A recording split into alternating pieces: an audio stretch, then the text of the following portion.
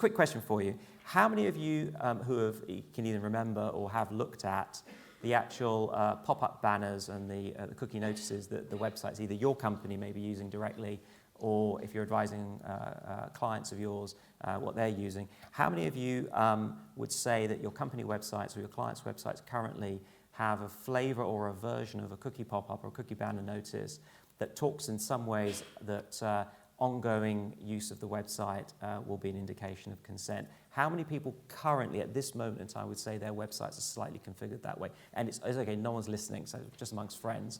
So if you put your hands up, how many of your websites might say something like that? Okay, got quite a few. Here we go, reluctant, we go for hands going. Excellent, very good.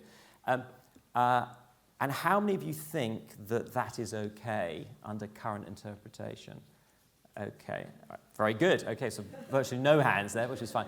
And so I think, just want to say, you're in excellent company. And the reason you're in excellent company is, I mean, literally, my firm, I've been on to my firm to get them to update our own cookie site, cookie banners. I know the ICO have just updated theirs. So if the ICO have just at the point of getting theirs redone, I think I'd probably say that obviously business and the business community has to get this stuff right, but it's a work in progress and people are slowly understanding, pennies dropping, that these things need to change. But I would just say, don't be a rabbit in the headlights if you think, oh, blind, we haven't actually done anything yet. It's good timing to get on with it and do it. But many, many businesses are in that camp.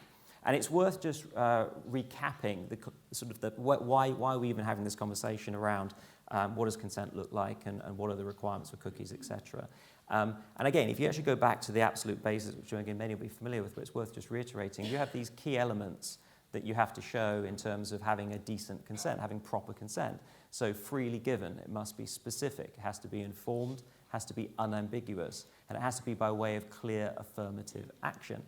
And when you break that down and you really sort of put it into those buckets, and you actually then go back to the businesses and you actually sit down with those marketing departments, you sit down with the IT teams, and you actually go into the details of, okay, so how did we log all these consents that we say we have for marketing purposes?